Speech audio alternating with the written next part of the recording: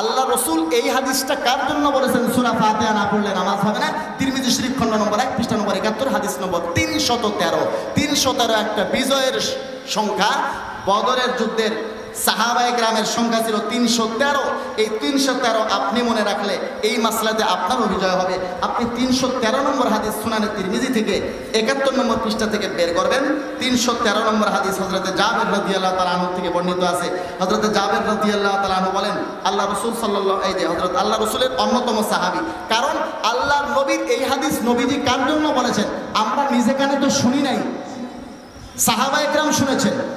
ইমাম বুখারীও নিজে কানে শুনেন নাই, লামা সাহেবী শায়েখরাও শুনে নাই, আমরাও শুনি নাই, ইমাম বুখারী রাহমাতুল্লাহ আলাইহিও শুনেন নাই। ওনার জন্মই তো 194 হিজরিতে।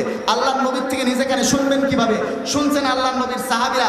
আল্লাহর নবীর অন্যতম সাহাবী হযরত জাবের রাদিয়াল্লাহু তাআলা আনহু বলেন, 313 নম্বর হাদিস তিরমিজি শরীফের, মান সাল্লা রাকাতান লাম ইয়াকরা ফিহা বিউম্মিল কুরআন।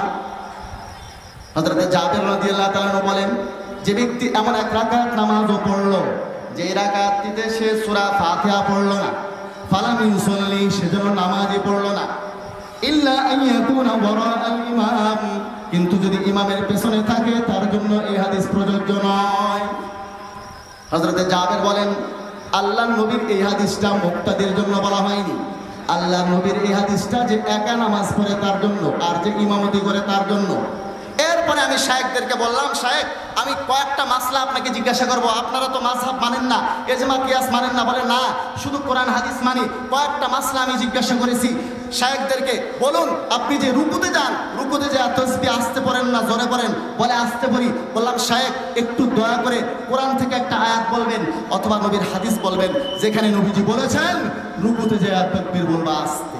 একাধারে কয়েকটা মাসলা জিজ্ঞেস করেছি, শায়েখ হা করে দেখেছেন, কোনো হাদিস বলতে পারেন নাই। আমি বললাম, শায়েখ আতাআজ্জাবু মিন জাহালাতিকুম আনিল হাদিসিশ শরীফ, হাদিস শরীফ সম্পর্কে, হাদিস সম্পর্কে আপনাদের অজ্ঞতার জাহালত থেকে আমি অবাক হই। বড় আশ্চর্য ব্যাপার, হাদিস মানেন শুধু। কয়েকটা মাসলা আমি জিজ্ঞাসা করলাম, হাদিস বলতে পারলেন না। আল্লাহ তাআলা যদি নিয়ে আসেন আগামী বছর আবারও আসবো, হাদিস খুঁজে রাখবেন। এরপরে শায়েখকে বলেছি, বাংলাদেশের হাজিদেরকে ধরে ধরে এই মদিনায় বসে বসে আপনারা মাযহাবের বিরুদ্ধে বুঝাচ্ছেন, মাসলার বিরুদ্ধে বুঝাচ্ছেন। মাসলা আমিন জোরে বললেও নামাজ হবে, আস্তে বললেও নামাজ হবে, আমিন মোটেও না বললেও নামাজ হবে, হাত একবার তুললেও নামাজ হবে, তিনবার তুললেও নামাজ হবে, বুকের উপরে হাত বাঁধলেও নামাজ হবে, নাভির নিচে হাত বাঁধলেও নামাজ হবে, হাত মোটেও না বাঁধলেও নামাজ হবে। এই সমস্ত মাসলাগুলো যেখানে সব সুরতেই হাদিসের মধ্যে আছে, যে কোনো একটা আমল করলে চলে। এই ব্যাপারে যে আপনারা মানুষদের মধ্যে গুমরাহি আর মানুষদের মধ্যে একটা বিচ্ছিন্নতা সৃষ্টি করে দিচ্ছেন, পরস্পর দ্বন্দ্ব কলহ বিবাদ সৃষ্টি করে দিচ্ছেন, মসজিদে মসজিদে ইমামে মুসল্লিয়ে চাচা ভাতিজায়, ভাই বাপ বেটায়, ভাইয়ে ভাইয়ে গন্ডগোল লাগিয়ে দিচ্ছেন। এই ফিতনাটা আপনারা সৃষ্টি করেছেন। সৌদি আরবে যারা হজ করতে আসছে তারাও আপনাদের এই ফিতনার থেকে নিরাপদ না। বাংলাদেশের অবস্থা আপনাদের জানা নেই। বাংলাদেশে 2000 টাকা দিয়া একটা মুসলমানকে খ্রিস্টান বানানো হচ্ছে। বাংলাদেশে 2000 টাকা দিয়া একটা মানুষকে কাদিয়ানি বানানো হচ্ছে। বাংলাদেশে শীতকালে একটা কম্বল দিয়া একটা মানুষের ঈমান হরণ করে কাদিয়ানি আর খ্রিস্টান বানানো হচ্ছে। আপনারা যদি মাযহাবের বিরুদ্ধে যে রিয়ালগুলো ব্যয় করেন, সৌদির থেকে ধোকা দিয়ে যে টাকাগুলো নেন, সালাফিয়াতের প্রচারের নামে ধোকা দিয়া লামাযহাবিয়াতের প্রচারের জন্য যে টাকাগুলো নেন, মাযহাবের বিরুদ্ধে প্রচার করে মানুষের ঈমান ধ্বংস করতেছেন, মানুষের মধ্যে পরস্পর কলহ বিবাদ সৃষ্টি করে দিচ্ছেন। এর কিছুটা অংশ, এর কিয়দাংশ যদি এই সমস্ত মুসলমানদের ঈমান হেফাজতের জন্য ব্যয় করতেন, বহু কাজ হতো। কাজী শায়েখ মাযহাবের বিরুদ্ধে না বলে এই সমস্ত প্রতিষ্ঠিত সুদৃঢ় দালিলিক ভিত্তিসম্পন্ন আমলের বিরুদ্ধে না বলে আপনারা খ্রিস্টান মিশনারির তৎপরতার বিরুদ্ধে বলেন, আপনারা কাদিয়ানীদের অপতৎপরতার বিরুদ্ধে বলেন, ইহুদিজমের বিরুদ্ধে বলেন, হিন্দুইজমের বিরুদ্ধে বলেন, ইসকনের বিরুদ্ধে বলেন, নাস্তিক্যবাদ আর মুরতাদদের বিরুদ্ধে বলেন, শিরক বিদআতের বিরুদ্ধে বলেন। এই সূরাটা আমাদের এমন কোনো মুসলমান নাই যে জানে না সূরাতুল ফাতিহা। অনেকগুলো নাম আছে এই সূরার। একটা নাম সূরাতুল ফাতিহা আর একটা নাম সূরাতুল হামদ বা আলহামদু সূরা। এই দুইটা খুব বেশি প্রসিদ্ধ। আর একটা নাম আছে, এই নামটা প্রসিদ্ধ না, তবে সূরাতুল ফাতিহার অন্যতম একটা নাম। এরকম বেশ অনেকগুলো নাম আছে সূরাতুল ফাতিহা। এতগুলো নাম আছে যে শুধু নামের তাফসীর শুরু করলে একদিন লাগবে শুধু নামের তাফসীর করতে কমপক্ষে। এতগুলো নাম আছে সূরাতুল ফাতিহা। একটা নাম নিয়ে আমি আলোচনা করব। এই সূরার এক নাম হলো সূরাতু তালিমিল মাসআলা। সূরাতু তালিমিল মাসআলা অর্থ হলো তালিম মানে হলো শিক্ষা। সূরাতু তালিমিল মাসআলা এর অর্থ হলো প্রার্থনা শিক্ষা দেওয়ার সূরা। আল্লাহ তাআলার কাছে আমরা কি প্রার্থনা করব, কি চাবো, এই বিষয়টা আল্লাহ তাআলা এই সূরার মধ্যে আমাদেরকে শিক্ষা দিয়েছে।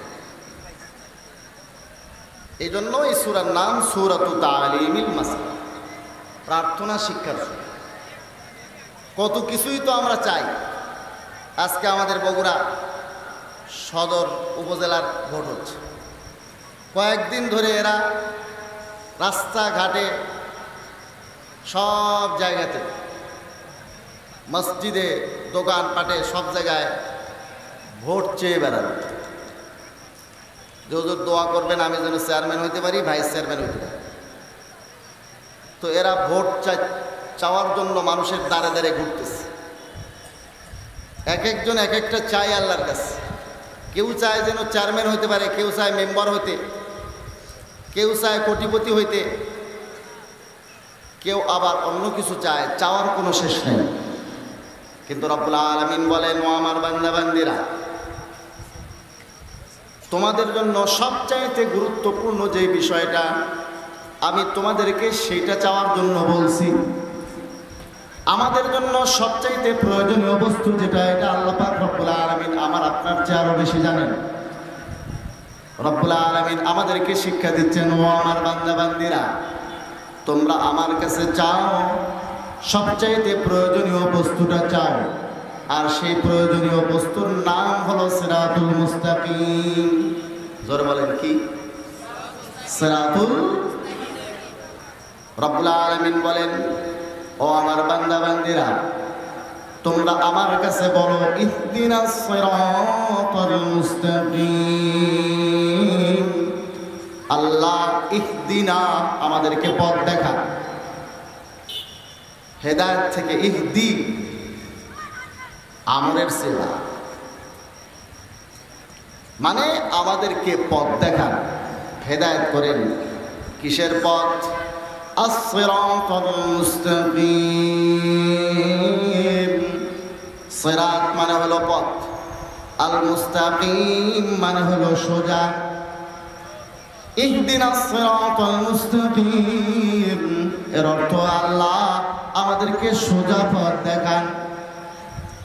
সোজা পথ মানে এখান থেকে আপনাদের মেইন রোডে ওঠার সোজা পথ না, এখান থেকে গাইবান্ধা সদরে পৌঁছার সোজা পথ না। সিরাতুল মুস্তাকিম বলে ওই পথকে যেই পথে চললে হিদায়াত পাওয়া যায়। সিরাতুল মুস্তাকিম বলে ওই পথকে যেই পথে চললে নাজাত পাওয়া যায়। সিরাতুল মুস্তাকিম ওই পথকে বলে যেই পথে চললে বিদআত থেকে বাঁচা যায়। সিরাতুল মুস্তাকিম ওই পথকে বলে যেই পথে চললে গুমরাহির থেকে বাঁচা যায়। সিরাতুল মুস্তাকিম ওই পথকে বলে যেই পথে চললে জাহান্নাম থেকে বাঁচা যায়। সিরাতুল মুস্তাকিম ওই পথকে বলে যেই পথে চললে সোজা জান্নাত পাওয়া যায়। বুঝে থাকলে বলবেন, সিরাতুল মুস্তাকিম যেই পথে চললে সোজা জান্নাত পাওয়া যায়, এই পথটা কার দরকার না সবার দরকার? মুসলমান ভাইরা আমার, রব্বুল আলামিন সূরা ফাতিহার মধ্যে আমাদেরকে নির্দেশ দিয়েছেন প্রত্যেক নামাজের প্রত্যেক রাকাতে আমরা আল্লাহর কাছে প্রার্থনা করি সিরাতুল মুস্তাকিম। রব্বুল আলামিন আমাদেরকে পথ দেখান, সিরাতুল মুস্তাকিম সোজা পথ, যেই পথে চললে আমরা সোজা জান্নাত পেতে পারি। এই পথের নির্দেশনা আল্লাহ তাআলা দিয়েছেন পরের আয়াতে। এর আগে আমি একটা হাদিস শরীফ পড়েছি, সেই হাদিস শরীফ তিরমিজি শরীফের দ্বিতীয় খণ্ডের 92-93 নম্বর পৃষ্ঠার 2641 নম্বর হাদিস। এই হাদিস শরীফটা সরাসরি কিতাব থেকে, এই যে হাতে আমার কিতাব দেখতেছেন, এটা তিরমিজি শরীফ নামে প্রসিদ্ধ, সুনানুত তিরমিজি বা তিরমিজি শরীফ নামে প্রসিদ্ধ। যদিও এই কিতাবের নাম আসলে তিরমিজি শরীফ না, এই কিতাবের নাম অনেক লম্বা। আল জামি ওয়াল মুখতাসার মিনাস সুনানি আন রাসূলিল্লাহ সাল্লাল্লাহু আলাইহি ওয়াসাল্লাম ওয়া মারিফাতুস সহিহ ওয়াল মা'লুল ওয়া মা আলাইহিল আমাল। লম্বা একটা নাম, কিন্তু আল মারুফ বিসুনানিত তিরমিজি, সুনানুত তিরমিজি বা তিরমিজি শরীফ নামে প্রসিদ্ধ। ঠিক এরকম বুখারী শরীফের প্রকৃত নাম বুখারী শরীফ না, বুখারী শরীফের আসল নাম আল জামি ওয়াল মুসনাদুস সহিহুল মুখতাসার মিন উমুরি রাসূলিল্লাহ সাল্লাল্লাহু আলাইহি ওয়াসাল্লাম ওয়া সুনানিহি ওয়া আইয়ামিহি। এত লম্বা চওড়া নাম বুখারী শরীফের, বড় অবাক লাগে। এখন তো এমনও অনেক ভাই আছেন যারা বুখারী শরীফের নামটা বিশুদ্ধ উচ্চারণ করতে পারে না, বুখারী শরীফের নামের বিশুদ্ধ ব্যাখ্যা দিতে পারে না, আর বড় বড় ওলামা মাশায়েখ ইমাম মুয়াজ্জিনদের সাথে আসিয়া হাদিস নিয়ে ঝগড়া বাঁধা। এরকম লোক আছে না নাই? বুখারী শরীফের নামই বলতে পারে না। একজন আমারে বলছে, হুজুর আপনারা এরকম আমল করেন, আমি তিরমিজি শরীফে এরকম হাদিস দেখলাম। বললাম ভাইজান একটু তিরমিজি শরীফ বানান করেন। সে তয়র শিকারি তিয়ার বয়সন্ন র দিয়া তিরমিজি শরীফ বানান করতে শুরু করছে। অবাক কারণ আল্লাহ তাআলা হেফাজত করেন। এইরকম ফিতনাও তো এখন আছে। এটা হচ্ছে সুনানে তিরমিজি নামে প্রসিদ্ধ। ঠিক এরকম ভাবে বুখারী শরীফ, সহিহুল বুখারী ইত্যাদি নামে বুখারী শরীফ প্রসিদ্ধ হইলেও তার প্রকৃত নাম আল জামি ওয়াল মুসনাদুস সহিহুল মুখতাসার মিন উমুরি রাসূলিল্লাহ সাল্লাল্লাহু আলাইহি ওয়াসাল্লাম ওয়া সুনানিহি ওয়া আইয়ামিহি। লম্বা চওড়া নাম। চলুন আমরা এই হাদিস শরীফটা সুনানে তিরমিজির দ্বিতীয় খণ্ডের 92-93 নম্বর পৃষ্ঠা থেকে দেখি। এখানে ইমাম তিরমিজি উল্লেখ করেন, আন আব্দুল্লাহ ইবনে আমর রাদিয়াল্লাহু তাআলা আনহুমা قال قال رسول الله صلى الله عليه وسلم। আল্লাহর হাবিব সাল্লাল্লাহু আলাইহি ওয়াসাল্লাম ইরশাদ করেন, ওয়া ইন্না বনি ইসরাঈল তাফাররাকাত আলা 72 মিল্লাহ। বনি ইসরাইল তথা ইহুদি আর খ্রিস্টানরা বিভক্ত হয়ে পড়েছিল 72 দলে। ইহুদি খ্রিস্টানরা বা আমাদের পূর্ববর্তী উম্মতেরা বিভক্ত হয়েছিল কত দলে? আল্লাহর হাবিব বলেন 72 দলে। আল্লাহর হাবিব বলেন আর আমার এই উম্মত এরা বিভক্ত হবে কত দলে? বলে আলা 73 মিল্লাহ, 73 দলে। তাইলে এই উম্মত বিভক্ত হবে 73 দলে, আর আগের উম্মতেরা বিভক্ত হয়েছিল 72 দলে। আল্লাহর হাবিব এরপরে বলেন কুল্লুহুম ফিন্নার, এই 73 দলের মধ্যে সবাই যাবে জাহান্নামে, ইল্লা মিল্লাতান ওয়াহিদা, একটা মাত্র দল বাদ দিয়া। তাইলে একটা দল যাবে জান্নাতে, আর বাকি 72 দল কোথায় যাবে ভাই? সাহাবায়ে কেরাম আমাদের জন্য রাস্তাটা পরিষ্কার করে গেছেন। আল্লাহর হাবিবকে জিজ্ঞাসা করেছেন, ক্বালু মান হিয়া ইয়া রাসূলুল্লাহ। আল্লাহর হাবিবকে জিজ্ঞাসা করলেন সাহাবায়ে কেরাম, ওই একটা মাত্র নাজাতপ্রাপ্ত আর জান্নাতি দল কারা?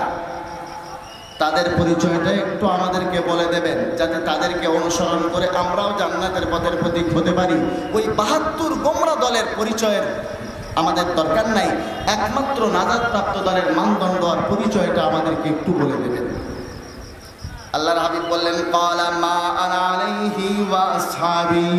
আল্লাহর নবী বললেন, আমি নবী যে তরিকার উপরে চলি, আমার সাহাবায়ে কেরাম যে আদর্শের উপরে চলেন, নবীর তরিকা এবং সাহাবায়ে কেরামের আদর্শের উপরে যারা চলবে তারাই একমাত্র নাজাতপ্রাপ্ত দল। আর নবীর তরিকা আর সাহাবায়ে কেরামের আদর্শের উপরে যারা চলবে না তারা 72 দলের অন্তর্ভুক্ত, তারা বাতিল, তারা গোমরা, তারা পথভ্রষ্ট। মুসলমান ভাইরা আমার, এই হাদিস থেকে স্পষ্ট নবীর আদর্শ যাদের মধ্যে নাই, যত বড় লেকচার দে, নবীর আদর্শচ্যুত হলে তারা কোনোদিন হকপন্থী হতে পারে না। ঠিক তেমনি সাহাবায়ে কেরামকে যারা মানে না তারা কোনোদিন হক পথের পথিক হতে পারে না। কথা কি পরিষ্কার না অস্পষ্ট? একটু চলুন কোরআনে কারীম থেকে প্রথম পারা একেবারে শেষ পৃষ্ঠা 137 নম্বর আয়াতটা একটু দেখি। আল্লাহ পাক রব্বুল আলামিন বলেন, ফাইন আমানু বিমিথলি মা আমানতুম বিহি ফাকাদ ইহতাদাউ। ফাইন আমানু, আল্লাহ পাক রব্বুল আলামিন বলেন, ও আল্লাহর নবীর সাহাবীরা, ও ঈমানদারেরা, ওই যুগে যারা ঈমানদার ছিল অর্থাৎ আল্লাহর নবীর সাহাবীদেরকে উদ্দেশ্য করে আল্লাহ পাক বলেন, ফাইন আমানু বিমিথলি মা আমানতুম বিহি, তাম পৃথিবীর মানুষ যদি তোমাদের মতো ঈমান আনে, তোমরা যে মানদণ্ডে ঈমান এনেছো সাহাবায়ে কেরামের মতো যদি ঈমান তাম পৃথিবীর লোকজনের হয়, ফাকাদ ইহতাদাউ, তবে তারা হেদায়েত প্রাপ্ত। আর যদি সাহাবায়ে কেরামের মতো ঈমান কারো না হয়, তারা হেদায়েত প্রাপ্ত হতে পারবে না, তারা পথভ্রষ্ট, তারা গোমরাহ। কথাটা কি আমার আপনার না স্বয়ং আল্লাহ পাক রব্বুল আলামিন? স্বয়ং আল্লাহ। আল্লাহর হাবিবও বললেন, যারা সাহাবায়ে কেরামকে মানে না তারা হকপন্থী হতে পারে না। ঠিক আল্লাহ তাআলাও বললেন, যারা সাহাবায়ে কেরামকে মানে না তারা হকপন্থী হতে পারে না। হক বাতিল পার্থক্য করার মানদণ্ড নবীর আদর্শ, সাহাবায়ে কেরামের আদর্শের উপরে যারা চলবে তারা হক, যারা চলবে না তারা বাতিল। এখান থেকে নামটা নেওয়া হয়েছে আহলে সুন্নাত ওয়াল জামাত। আহলে সুন্নাত ওয়াল মা আনা আলাইহি থেকে আহলে সুন্নাহ ওয়াল জামাত থেকে এই যে সাহাবায়ে কেরামের জামাত উদ্দেশ্য। ও আসহাব তাবিয়াজ্জু, সাদা হবে, শুভ্র হবে, জ্যোতির্ময় হবে, আলোকোজ্জ্বল হবে। কিছু চেহারা হবে খুবই জ্যোতির্ময়, আলোকোজ্জ্বল, সাদা, এরা যাবে জান্নাতে। ওয়া তাসওয়াদু ওজুহ, আর কিছু চেহারা হবে কালো, কুৎসিত, কুশ্রী, তারা হবে জাহান্নামী।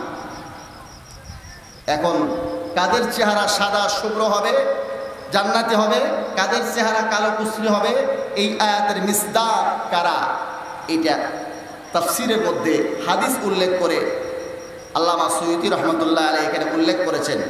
আন ইবনে আব্বাস ফি হাদিহিল আয়াতি ক্বালা, এই আয়াতের ব্যাখ্যাতে রাইসুল মুফাসসিরিন, এই উম্মতের সবচেয়ে বড় মুফাসসির, হিব্রুল উম্মাহ, মুফাসসিরদের সর্দার, রাইসুল মুফাসসিরিন হযরত আব্দুল্লাহ ইবনে আব্বাস রাদিয়াল্লাহু তাআলা আনহু থেকে এখানে উল্লেখ করেন, ক্বালা তাবিয়াতু বুজুহু ওয়া তাসওয়াদু বুজুহ, ক্বালা তাবিয়াতু বুজুহু আহলি সুন্নাতি ওয়াল জামাআহ, আহলে সুন্নাত ওয়াল জামাতের চেহারা হবে জ্যোতির্ময়, আলোকোজ্জ্বল, তাদের চেহারা হবে সাদা, সুশ্রী, সুন্দর। ওয়া তাসওয়াদু বুজুহু আহলিল বিদআহ ওয়াদ দালালা, তবে আহলে সুন্নাত ওয়াল জামাত বলতে বেদাতীদেরকে বোঝায় না।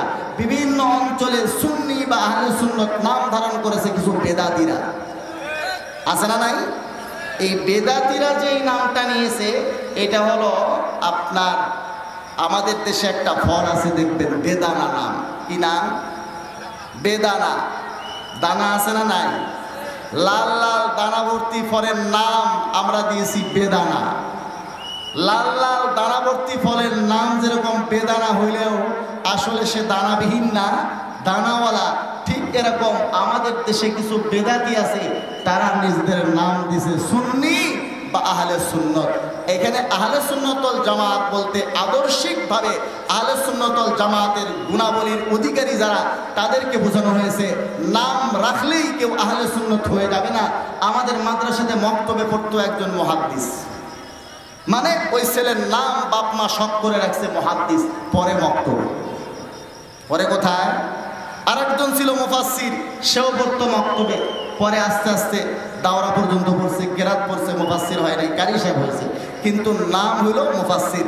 যেদিন জন্ম সেদিন থেকে মুফাসসির, আসলে সে কি মুফাসসির? তো এইরকম ভাবে নাম কেউ রেখে দিল, নাম রাখলেই নামের সাথে কাজের মিল না থাকলে সে প্রকৃত ওই নামের অধিকারী হয় না। ঠিক এরকম ভাবে যদি আহলে সুন্নাত ওয়াল জামাতের গুণাবলী না থাকে, তাহলে সে সুন্নি হতে পারবে না। এই আহলে সুন্নাত ওয়াল জামাতের কথা যে হাদিসে আছে, হাদিসের পরের অংশের থেকে সে কথা একদম স্পষ্টভাবে প্রতীয়মান হয়। কারণ হাদিসের পরের অংশে আছে, ওয়া তাসওয়াদু উজুহু আহলিল বিদআহ ওয়াদ দালালা, বেদাতীদের চেহারা হবে কালো, কুৎসিত, কুশ্রী। তার মানে আহলে সুন্নাত ওয়াল জামাত বলতে বেদাতীদেরকে বোঝানো হয় না। মুসলমান ভাইরা আমার, এখন বর্তমানে আহলে সুন্নাত ওয়াল জামাত আপনি কই পাবেন? আহলে সুন্নাত ওয়াল জামাতের বর্তমান মিসদাক কারা? আমি একটু আপনাদেরকে দেওবন্দিয়তের সাথে পরিচিত করতে চাই। আজকের যে মাহফিলটার আয়োজক আপনারা দেখতেছেন পলাশবাড়ি ইমাম ওলামা পরিষদ। পলাশবাড়ি ইমাম ওলামা পরিষদের যাদেরকে আমি চিনি, যাদের সাথে আমাদের পরিচয় আছে, এরা সকলেই মাসলাকে মুতাদিল, বর্তমানে সব ধরনের বাড়াবাড়ি সারাসারি মুক্ত দেওবন্দিয়তের চিন্তাধারায়, দেওবন্দিয়তের আকীদা বিশ্বাসে তারা বিশ্বাসী। এখন আপনারা একটা কথা বলতে পারেন, হুজুর আপনারা দেওবন্দিয়তের চেতনার কথা কেন বলেন? ইসলাম কি যথেষ্ট না? একটু বুঝতে হবে ভাই, ইসলাম অবশ্যই যথেষ্ট, ইসলাম যথেষ্ট। ইন্নাদ-দীন ইনদাল্লাহিল ইসলাম, দিন আল্লাহ তাআলার কাছে একমাত্র মনোনীত দিন হলো ইসলাম। ইসলাম অবশ্যই যথেষ্ট। তবে এই ইসলামটা আল্লাহর নবী থেকে এই মক্কা মদিনা হয়ে আমাদের এই গাইবান্ধা পলাশবাড়ি পর্যন্ত যখন ইসলাম পৌঁছেছে, মাঝখানে কিছু সংযোজন হয়েছে, কিছু বিয়োজন হয়েছে। আমাদের দেশে ইসলাম পালন হয় মোটামুটি, যদি আপনি বিস্তারিত গুনতে যান, বহু রকম, কিন্তু 3 শ্রেণীর ইসলাম পালন হয়। যদি শ্রেণীতে বিন্যাস করেন তাহলে 3 শ্রেণীর ইসলাম আমাদের দেশে পালিত হয়। এক প্রকারের ইসলাম পালিত হয় বাড়াবাড়ির ইসলাম, যেটাকে আমরা নাম দিয়েছি ভোলানাথ মার্কা ইসলাম। ভোলানাথ একটা লোক ছিল বলে কথাবার্তা ভুলে যেত খুব। অঙ্ক করতে গেলে নামতা মনে রাখতে হয়, এই বেচারার নামতা মনে থাকে না, অঙ্কও পারে না। অঙ্ক পরীক্ষার মধ্যে প্রশ্ন আসছে, গুণন করতে দিছে। কি গুণন করতে দিছে? বলে 3 4 গুণন করলে কত হয়? ভোলানাথ লিখছে 90। এখন মাস্টারে তো নাম্বার দিবে না, 3 4 গুণন করলে 90 লিখলে কি নাম্বার পাবে? মাস্টার দিয়েছে 00, রেজাল্ট আউট হয়েছে, দেখে তার নামে 00। এবারে ভোলানাথ মাস্টারের কাঁধে সোয়ার হয়েছে, সোয়ার হওয়া বলে, স্যার আমার গণিতে নাম্বার দেননি কেন? 00 দেখতেছি গণিতে, নাম্বার দেননি কেন? বলছে 3 4 গুণন করতে দেওয়া হয়েছে, তুমি লিখছো 90, তাইলে কি নাম্বার পাও? বলে স্যার আপনি বলেন 3 4 কত হয়? বলে 3 4 হয় 12। আমি লিখছি কত? বলে তুমি লিখছো 90। কয় তাইলে তো স্যার কম লিখিনি, আমি অনেক বেশি লিখছি, তাহলে নাম্বার কেন পাবো না? রবি ঠাকুর এটা কবিতা বানাইছে, বলে ভোলানাথ লিখেছিল 3 4 90, গণিতের মার্কায় কাটা গেল সর্বই। 3 4 12 হয় মাস্টার, তারে কয় লিখেছিল ঢের বেশি, এই তার গর্বই। বলে ভোলানাথ 3 4 90 লিখছে, অনেক বেশি লিখছে, এটাই তার গর্ব। আমাদের দেশে কিছু ভাই আছেন, তারা ইসলাম নিয়ে এত বাড়াবাড়িতে লিপ্ত, ইসলামের মধ্যে এমন কিছু ঢুকানো হয়েছে যেগুলো নবীর আদর্শে নাই, যেটা সাহাবায়ে কেরামের আদর্শে নাই, খায়রুল কুরুনের মধ্যে নাই। পরবর্তীতে প্রবেশ করে ইসলামের মধ্যে এমন কিছু বিষয় তারা পালন করে যেটা প্রকৃত ইসলামের মধ্যে নাই। আহলে সুন্নাত ওয়াল জামাতের মতাদর্শের মধ্যে, আহলে সুন্নাত ওয়াল জামাতের আকীদা আমলের মধ্যে এগুলো নাই। তারা এই সমস্ত নতুন নতুন জিনিস ঢুকাইয়া আমল করে। যখন জিজ্ঞাসা করবেন ভাই এগুলো তো নবীর তরিকা সাহাবায়ে কেরামের আদর্শে নাই, মা আনা আলাইহি ওয়া আসহাবের মধ্যে নাই, আহলে সুন্নাত ওয়াল জামাতের সহিহ আকীদা আমলের মধ্যে নাই, সিরাতুল মুস্তাকিমের সহিহ আকীদা আমলের মধ্যে নাই, এটা কই পাইলেন? তখন তারা ভোলানাথ মার্কা উত্তর দেয়, বলে এগুলো আমরা ইশকে রাসূলের কারণে করি, আমরা নবী প্রেমের কারণে করি। ইশকে রাসূলের একটা স্লোগান দিয়া এই সমস্ত বেদাতের বৈধতা দেওয়ার চেষ্টা করে। এইটা হচ্ছে ভোলানাথ মার্কা ইসলাম। আর এক প্রকারের ইসলাম আছে সারাসারির ইসলাম, এইটা হলো বাপুরাম সাপুরের সাপ মার্কা ইসলাম। এই কবিতাও ছোটবেলায় আপনারা পড়ছেন, বলে বাপুরাম সাপুরে কোথা যাস বাপুরে, আয় বাবা দেখে যা দুটো সাপ রেখে যা, সে সাপের চোখ নেই শিং নেই নখ নেই, ওঠে না কো হাঁটে না কাউকে যে কাটে না, করে না কো ফোসফাস মারে না কো ঢুস ডাস, নেই কোনো উৎপাত খায় শুধু দুধ ভাত, সেই সাপ জানত গোটা দুই আনত, তেরে মেরে ডান্ডা করে দেই ঠান্ডা। আছে না কবিতা? এটা আগে আমরা পড়ছি, এখন হয়তো বইপত্রে নাই, আগে ছিল। তো এই কবি কেমন সাপ চায়? যে সাপের চোখ নাই, যে সাপের শিং নাই, যে সাপের নখ নাই, যে সাপ ফোসফাস করে না, দোষ ডাস মারে না, উৎপাত করে না, শুধু দুধ ভাত খায়, বলে সেই সাপ জানতো গোটা দুই আনতো, তেরে মেরে ডান্ডা করে দেই ঠান্ডা। আছে না নাই? এইরকম ইসলামও আমাদের দেশে পালিত হয়। আমাদের কিছু ভাইয়েরা ইসলাম থেকে মাইনাস করতে করতে কালিমার অর্ধেকটা পর্যন্ত আজকাল মাইনাস করে দিয়েছে। আছে না নাই? আল্লাহ আল্লাহর জিকিরকে বিদআত বলে, এরকমও তো লেকচার শোনা যায়। সবে কদরকে মাইনাস করে দিয়েছে, সবে বরাতকে মাইনাস করে দিয়েছে, কালিমার অর্ধেক মাইনাস করে দিয়েছে, মাযহাব তো আগেই মাইনাস করেছে। মাইনাস করতে করতে ইসলাম থেকে সাহাবায়ে কেরামকে মাইনাস করে দিয়েছে। অন্তত পক্ষে 30টা কিতাবের হাওলা দিতে পারবো আমি। আমাদের লামাযহাবী পাবলিকদের কথা আমি বলছি না, তাদের শায়েখদের কিতাব থেকে, যেখানে তারা লিখেছে সাহাবায়ে কেরামকে মানা যাবে না। সাহাবায়ে কেরামকে যারা মানে না তারা কোনোদিন হকপন্থী হতে পারে না। সাহাবায়ে কেরামকে যারা মানে না তারা কোনোদিন হকপন্থী হতে পারে না। এই কথাটা আমাদের মনে রাখতে হবে। সাহাবায়ে কেরামকে কেউ মাইনাস করতে চাবে, বুঝবেন সে বুঝে না বোঝে ইহুদি খ্রিস্টানদের পক্ষে কাজ করতেছে। আমি ইহুদি খ্রিস্টানদের দালালি করতেছে, টাকা খাইতেছে, আমি সেটা বলি নাই। বাকি ইহুদি খ্রিস্টানদের পক্ষে তার কাজটা যাইতেছে। আমরা অনেক সময় বলি ইসলামের শত্রুরা হুঁশিয়ার সাবধান, ওরা ঠিকই হুঁশিয়ার সাবধান আছে। এই যে সুন্দর স্টেজ, আপনি যদি চিন্তা করেন এই সুন্দর স্টেজটা হয়েছে, উপরে সামিয়ানা আছে, এখন এই খুঁটিগুলোর দরকারটা কি? খুঁটিগুলো আমি ভেঙে ফেলি, তাইলে এই স্টেজের আর কিছু থাকবে? এই সামিয়ানা থাকবে? কাপড় থাকবে? থাকবে না। মুসলমান ভাইরা আমার, আমরা ইসলাম পেয়েছি নবীর থেকে। অবশ্যই আমরা ইসলাম নবীর থেকে পেয়েছি, কোরআন নবীর থেকে পেয়েছি, হাদিস নবীর থেকে পেয়েছি, নামাজ নবীর থেকে পেয়েছি, রোজা নবীর থেকে পেয়েছি, যাকাত নবীর থেকে পেয়েছি, হজ নবীর থেকে পেয়েছি, সমস্ত বিধান নবীর থেকে পেয়েছি, সরাসরি না সাহাবীদের মাধ্যমে। মুসলমান ভাইরা আমার, আল্লাহ তাআলা নবী মুহাম্মদুর রাসূলুল্লাহকে কোরআন দিয়েছেন। নবী মুহাম্মদুর রাসূলুল্লাহ থেকে সাহাবায়ে কেরামের মাধ্যমে আমরা কোরআন পেয়েছি। সাহাবায়ে কেরামের মাধ্যমে আমরা নবীর থেকে হাদিস পেয়েছি। সাহাবায়ে কেরামের মাধ্যমে আমরা নবীর থেকে নামাজ পেয়েছি। সাহাবায়ে কেরামের মাধ্যমে আমরা নবীর থেকে যাকাত পেয়েছি। সাহাবায়ে কেরামের মাধ্যমে আমরা নবীর থেকে রোজা পেয়েছি। সাহাবায়ে কেরামের মাধ্যমে আমরা নবীর থেকে হজ পেয়েছি। সাহাবায়ে কেরামের মাধ্যমে আমরা নবীর থেকে ইলম পেয়েছি। সাহাবায়ে কেরামের মাধ্যমে আমরা নবীর থেকে সমস্ত মাসলা মাসাইল ফিকহ এবং পুরা ইসলামের বিধিবিধান পেয়েছি। আকীদা পেয়েছি সাহাবায়ে কেরাম থেকে, মাসাইল পেয়েছি সাহাবায়ে কেরাম থেকে, আমল পেয়েছি সাহাবায়ে কেরাম থেকে। সব কিছু আমরা নবীর থেকে পেয়েছি সাহাবীদের মাধ্যম ছাড়া না, সাহাবায়ে কেরামের মাধ্যমে। সাহাবায়ে কেরামকে মাঝখান থেকে যদি আপনি কেটে ফেলেন, বিচ্ছিন্ন করে দেন, সাহাবায়ে কেরামের উপরে আস্থা যদি উঠিয়ে দেন, দ্বীনে ইসলামের উপরে আস্থা উঠে যাবে, কোরআনের উপরে আস্থা উঠে যাবে, হাদিসের উপরে আস্থা উঠে যাবে, ইসলামের ভিত্তি থাকবে না। এজন্য ইসলামের যারা শত্রু আছে তারা যদি এসে বলে, কোন একজন ইহুদি, কোন একজন খ্রিস্টান এসে যদি স্টেজে দাঁড়াইয়া বলে সাহাবায়ে কেরামকে তোমরা মানিও না, কোন মুসলমান তার কথা কোনো দিন কর্ণপাত করবে না। এই কারণে যে সেই ইহুদি, এই কারণে যে সেই খ্রিস্টান, তাকে স্পষ্ট জবাব দেবে, সাহাবায়ে কেরামকে মানবো নাকি, খ্রিস্টানকে মানবো নাকি, তোমার কথা বিশ্বাসযোগ্য না। এজন্য ইহুদি খ্রিস্টানরা সরাসরি ময়দানে এসে এ কথা বলবে না।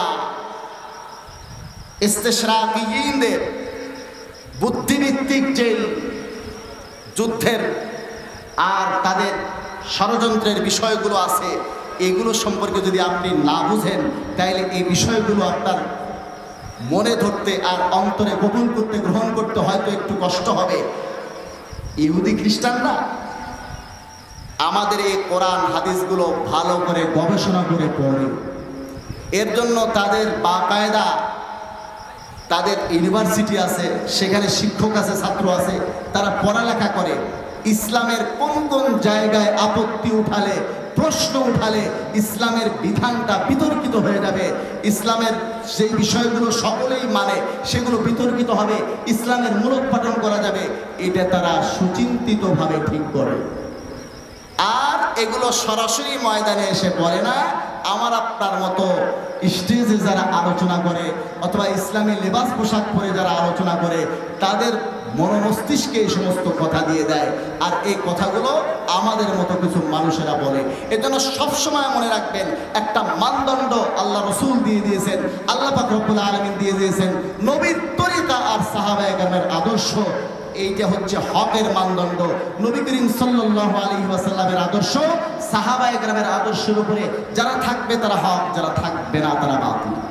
মুসলমান ভাইরা আমার, একটু লম্বা করে বুঝাইতে হবে কথাটা, কিন্তু আমার হাতে সময় খুব বেশি নেই। 10টা বলেছিলেন ওনারা, এরপরে আবার বোধহয় 10টা 15 বলছে। 10টা তো হয়ে গেছে, সারি দেবো? জি সারি দেবো হুজুর আসা পর্যন্ত। এর আগে মৌলানা শাহ আলম সাহেবের মাদ্রাসায় সেখানে কিছু প্রশ্ন দিয়েছিল আমাদের কিছু বন্ধুরা। তো সেই প্রশ্নগুলো আমি বলেছিলাম যে পলাশবাড়ির সামনে আসবো, সেখানে ইনশাআল্লাহ এগুলোর উত্তর দিব। তো সেই প্রশ্নগুলোর মধ্যে এই যে আমাদের কিছু ভাইয়েরা প্রশ্ন করেন, নামাজের মধ্যে আপনি হাত কোথায় বাঁধবেন, বুকের উপরে না নাভির নিচে? আমিনটা জোরে বলবেন না আস্তে বলবেন? আমি আপনাদেরকে বলি, এই বিষয়টা আসলে লম্বা চড়া, তো এই বিষয়ে বলতে পারবো না। গত বছর হজের সফরে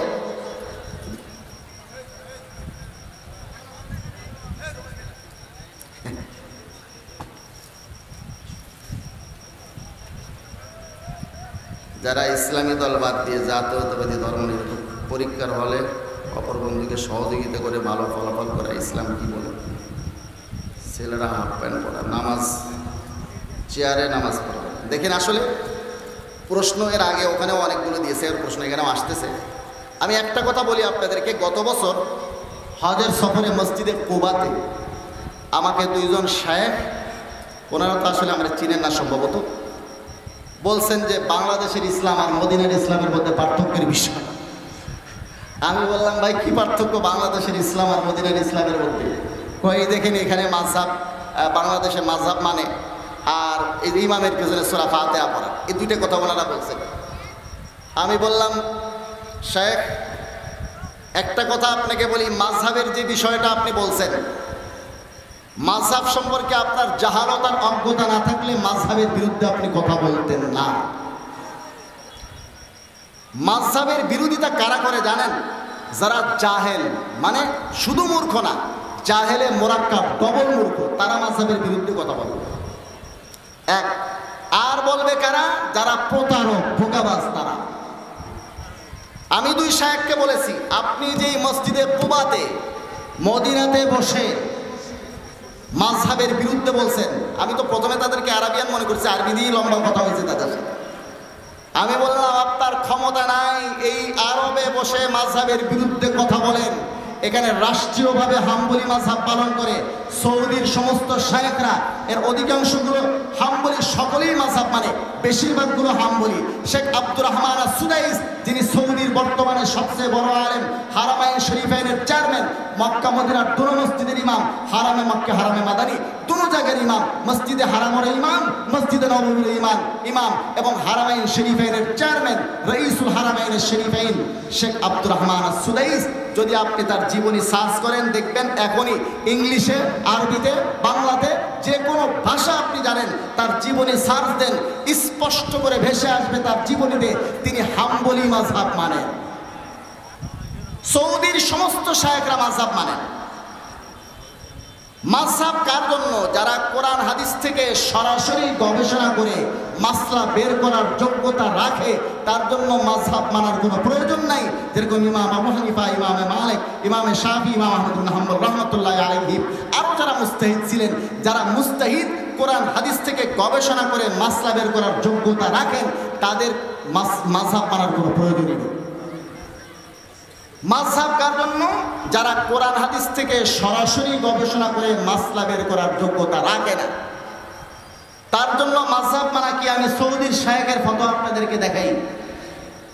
শেখ উসাইমিন রাহিমাহুল্লাহর কিতাব আমার কাছে আছে, আপনি দেখতে পারেন, আল উসুল মিন ইলমিল উসুল, ফজিলাতুল শেখ আল্লামা মুহাম্মদ ইবনে সালেহ আল উসাইমিনের লেখা।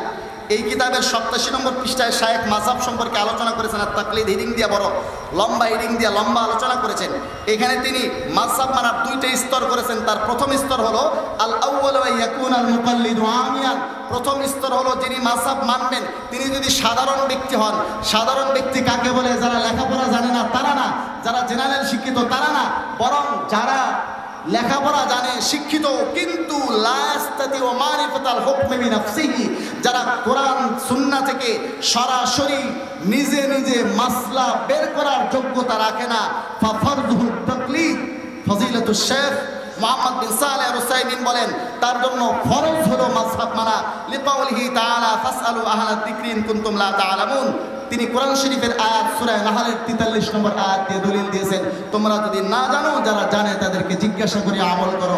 মুসলমান ভাইরা আমার, ফজিলাতুশ শেখ মুহাম্মদ বিন সালেহ আল উসাইমিন আরবের এত বড় শায়েখ, যাদেরকে আরবের শায়েখরা পর্যন্ত মানেন, আমাদের দেশের শায়েখরা পর্যন্ত মানেন।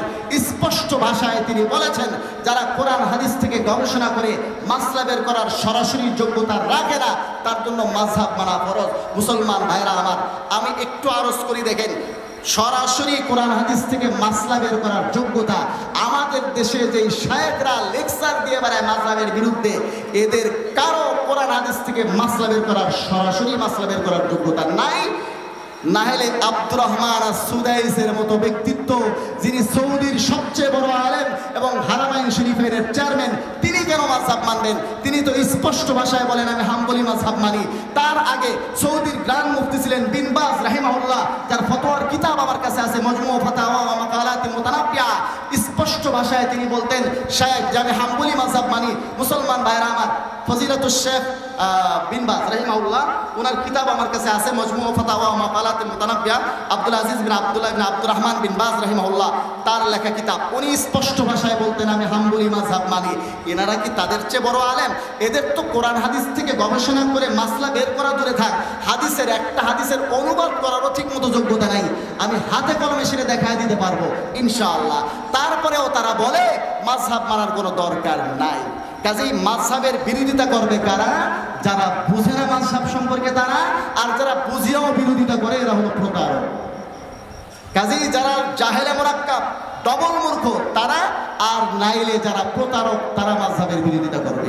লম্বা আলোচনা ইনশাআল্লাহ অন্য কোনো মজলিসে। দ্বিতীয় কথা, আমাদের এই বন্ধুরা বলেছিলেন সূরা ফাতিহা ইমামের পিছনে মুক্তাদিরা না পড়লে মুক্তাদির নামাজ হবে না। আমি বললাম শায়েখ, মুক্তাদি জামাতে ইক্তেদা করে ইমামের পিছনে সূরা ফাতিহা না পড়লে মুক্তাদির নামাজ হবে না। এ সম্পর্কে পুরা হাদিসের ভান্ডারের মধ্যে একটাও সহিহ হাদিস নাই, একটাও সহিহ হাদিস নাই, একটাও সহিহ হাদিস নাই। লা ইউরওয়া ফিহি আইয়ু হাদিসিন সহিহিন আন রাসূলিল্লাহি সাল্লাল্লাহু আলাইহি ওয়াসাল্লাম। এই ব্যাপারে আল্লাহ রাসূল থেকে একটাও সহিহ সনদে হাদিস বর্ণিত নাই। শায়েখ বলেন আছে। আমি বললাম দেখান। তো কি দেখাবে? আমার খুব ভালোই জানা আছে। বুখারী শরীফের প্রথম খণ্ডের 104 নম্বর পৃষ্ঠার ওই যে 756 নম্বর হাদিস, যেটা গুগল ইন্টারনেটে 756 নম্বর হাদিস হিসেবে আছে, আপনারা মেইন কিতাবের মধ্যে একটু ব্যতিক্রম নাম্বার হিসেবে পাবেন 108 নম্বর পৃষ্ঠা বুখারী শরীফের মেইন কিতাবে 104 নম্বর পৃষ্ঠা, আর হাদিস নম্বর 756। আর যদি মেইন কিতাবে দেখেন 747 নম্বর হাদিস হিসেবে পাবেন। গুগল ইন্টারনেটের নাম্বার আছে 756।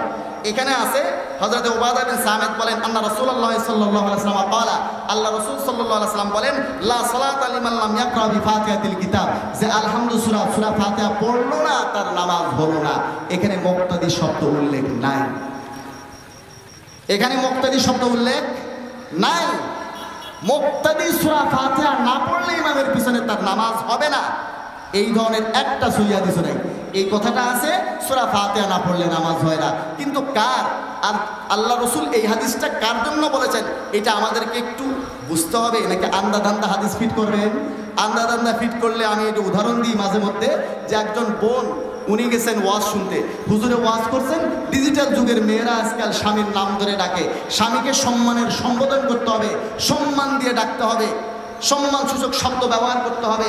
আমাদের এই বোনটা ওয়াজ শুনে গলে গেছে, হায় রে কি একটা অপরাধ আমরা করছি, এতদিন স্বামীর নাম ধরে ডাকছি, এটা তো ঠিক হয় নাই। সম্মানজনক সম্বোধন করতে হবে। সম্মানের শব্দ কি হতে পারে কি হতে পারে চিন্তা করতে করতে করতে করতে আমাদের এই বোনটার মনে হয়ে গেল সম্মানের শব্দ তো আমার জানাই আছে আব্বা। ছোটবেলার থেকে এই শব্দ বলে আমার পিতাকে যখন ডাকতাম, আমার পিতাকে এই কথা বলে আব্বা বলে সম্বোধন করলে কোনো সময় নগদ বকশিস টাকা দিত, কোনো সময় চিপস চুইংগাম বাদাম ভাজা কত কিছু দিত। আজকে এইটাই হবে সম্মান সূচক সম্বোধনের জন্য উপযুক্ত শব্দ। আমার স্বামী যখন ওয়াজ শুনে বাড়িতে আসবে, দরজা খুলে আগায় দেওয়া বলবো আব্বা আসসালামু আলাইকুম কেমন আছেন, পরিকল্পনা মোতাবেক দরজা খুলে আগায় দেওয়া স্বামীকে যেই বলছে আব্বা আসসালামু আলাইকুম কেমন আছেন, স্বামী জুতা উঠেছে, বলে আরে জুতা উঠাও কেন, কয় তুমি আমার আব্বা কেন বলো, স্বামী স্ত্রীর সম্পর্কটাও কি নষ্ট করতে চাও? বলে হুজুর না বললো সম্মানসূচক শব্দ বলতে, আব্বা কি অসম্মানের শব্দ? এ কথা বলে আমার পিতাকে যখন সম্বোধন করতাম, আমার পিতা চিপস চুইংগাম বাদাম ভাজা বিস্কুট আর নগদ বকশিস কত কিছু দিত।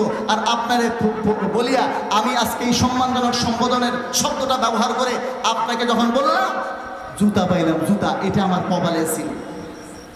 কান্না শুরু করে দিছে মেয়ে। তখন স্বামী বলতেছে দেখো আব্বা সম্মানের শব্দ, কিন্তু এটা জায়গা মতো ফিট করতে হবে, আন্দা যে কোনো জায়গায় ফিট করলে চলবে না। আল্লাহ রসুল এই হাদিসটা কার জন্য বলেছেন? সূরা ফাতিহা না পড়লে নামাজ হবে না। তিরমিজি শরীফ খণ্ড নম্বর 1 পৃষ্ঠা নম্বর 71 হাদিস নম্বর 313। 313 একটা বিজয়ের সংখ্যা। বদরের যুদ্ধের সাহাবায়ে কেরামের সংখ্যা ছিল 313। এই 313 আপনি মনে রাখলে এই মাসলাতে আপনারও বিজয় হবে। আপনি 313 নম্বর হাদিস সুনানে তিরমিজি থেকে 71 নম্বর পৃষ্ঠা থেকে বের করবেন। 313 নম্বর হাদিস হযরতে জাবের রাদিয়াল্লাহু তাআলা আনহু থেকে বর্ণিত আছে। হযরতে জাবের রাদিয়াল্লাহু তাআলা আনহু বলেন আল্লাহ রাসূল সাল্লাল্লাহু আলাইহি হযরত আল্লাহ রাসূলের অন্যতম সাহাবী। কারণ আল্লাহর নবীর এই হাদিস নবীজি কার জন্য বলেছেন আমরা নিজে কানে তো শুনি নাই, সাহাবায়ে কেরাম শুনেছেন। ইমাম বুখারীও নিজে কানে শুনেন নাই, লামাজহাবি শায়েখরাও শুনে নাই, আমরাও শুনি নাই, ইমাম বুখারী রাহমাতুল্লাহ আলাইহিও শুনেন নাই। ওনার জন্মই তো 194 হিজরিতে। আল্লাহর নবীর থেকে নিজে কানে শুনবেন কিভাবে? শুনছেন আল্লাহর নবীর সাহাবীরা। আল্লাহর নবীর অন্যতম সাহাবী হযরতে জাবের রাদিয়াল্লাহু তাআলা আনহু বলেন 313 নম্বর হাদিস তিরমিজি শরীফের, মান সাল্লা রাকাতান লাম ইয়াকরা ফিহা বিউম্মিল কুরআন। হযরতে জাবের রাদিয়াল্লাহু তাআলা আনহু বলেন যে ব্যক্তি এমন এক রাকাত নামাজও পড়লো যে রাকাতটিতে সে সূরা ফাতিহা পড়লো না, ফালাম ইউসাল্লি সেজন্য নামাজই পড়লো না, ইল্লা আন ইয়াকুনা ওয়ারাআল ইমাম, কিন্তু যদি ইমামের পেছনে থাকে তার জন্য এই হাদিস প্রযোজ্য নয়। হযরতে জাবের বলেন আল্লাহর নবীর এই হাদিসটা মুক্তাদের জন্য বলা হয়নি। আল্লাহর নবীর এই হাদিসটা যে একা নামাজ পড়ে তার জন্য, আর যে ইমামতি করে তার জন্য। এরপরে আমি শায়েখদেরকে বললাম শায়েখ আমি কয়েকটা মাসলা আপনাকে জিজ্ঞাসা করব, আপনারা তো মাযহাব মানেন না, ইজমা কিয়াস মানেন না। বলে না, শুধু কোরআন হাদিস মানি। কয়েকটা মাসলা আমি জিজ্ঞাসা করেছি শায়েখদেরকে, বলুন আপনি যে রুকুতে যান, রুকুতে যে তাসবিহ আস্তে পড়েন না জোরে পড়েন? বলে আস্তে পড়ি। বললাম শায়েখ একটু দয়া করে কোরআন থেকে একটা আয়াত বলবেন অথবা নবীর হাদিস বলবেন যেখানে নবীজি বলেছেন রুকুতে যে তাকবীর বলবা আস্তে। একাধারে কয়েকটা মাসলা জিজ্ঞেস করেছি, শায়েখ হা করে দেখেছেন, কোনো হাদিস বলতে পারেন নাই। আমি বললাম শায়েখ আতাআজ্জাবু মিন জাহালাতিকুম আনিল হাদিসিশ শরীফ, হাদিস শরীফ সম্পর্কে, হাদিস সম্পর্কে আপনাদের অজ্ঞতার জাহালত থেকে আমি অবাক হই। বড় আশ্চর্য ব্যাপার, হাদিস মানেন শুধু। কয়েকটা মাসলা আমি জিজ্ঞাসা করলাম, হাদিস বলতে পারলেন না। আল্লাহ তাআলা যদি নিয়ে আসেন আগামী বছর আবারও আসবো, হাদিস খুঁজে রাখবেন। এরপরে শায়েখকে বলেছি বাংলাদেশের হাজিদেরকে ধরে ধরে এই মদিনায় বসে বসে আপনারা মাযহাবের বিরুদ্ধে বুঝাচ্ছেন, মাসলার বিরুদ্ধে বুঝাচ্ছেন। মাসলা আমিন জোরে বললেও নামাজ হবে, আস্তে বললেও নামাজ হবে, আমিন মোটেও না বললেও নামাজ হবে, হাত একবার তুললেও নামাজ হবে, তিনবার তুললেও নামাজ হবে, বুকের উপরে হাত বাঁধলেও নামাজ হবে, নাভির নিচে হাত বাঁধলেও নামাজ হবে, হাত মোটেও না বাঁধলেও নামাজ হবে। এই সমস্ত মাসলাগুলো যেখানে সব সুরতেই হাদিসের মধ্যে আছে, যে কোনো একটা আমল করলে চলে। এই ব্যাপারে যে আপনারা মানুষদের মধ্যে গুমরাহি আর মানুষদের মধ্যে একটা বিচ্ছিন্নতা সৃষ্টি করে দিচ্ছেন, পরস্পর দ্বন্দ্ব কলহ বিবাদ সৃষ্টি করে দিচ্ছেন, মসজিদে মসজিদে ইমামে মুসল্লি চাচা ভাতিজায়, ভাই বাপ বেটায়, ভাইয়ে ভাইয়ে গন্ডগোল লাগিয়ে দিচ্ছেন। এই ফিতনাটা আপনারা সৃষ্টি করেছেন। সৌদি আরবে যারা হজ করতে আসছে তারাও আপনাদের এই ফিতনার থেকে নিরাপদ না। বাংলাদেশের অবস্থা আপনাদের জানা নাই। বাংলাদেশে 2000 টাকা দিয়া একটা মুসলমানকে খ্রিস্টান বানানো হচ্ছে। বাংলাদেশে 2000 টাকা দিয়া একটা মানুষকে কাদিয়ানি বানানো হচ্ছে। বাংলাদেশে শীতকালে একটা কম্বল দিয়া একটা মানুষের ঈমান হরণ করে কাদিয়ানি আর খ্রিস্টান বানানো হচ্ছে।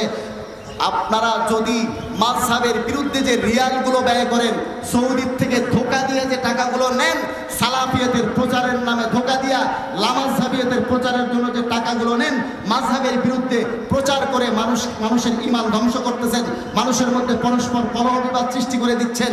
এর কিছুটা অংশ, এর কিয়দাংশ যদি এই সমস্ত মুসলমানদের ঈমান হেফাজতের জন্য ব্যয় করতেন, বহু কাজ হতো।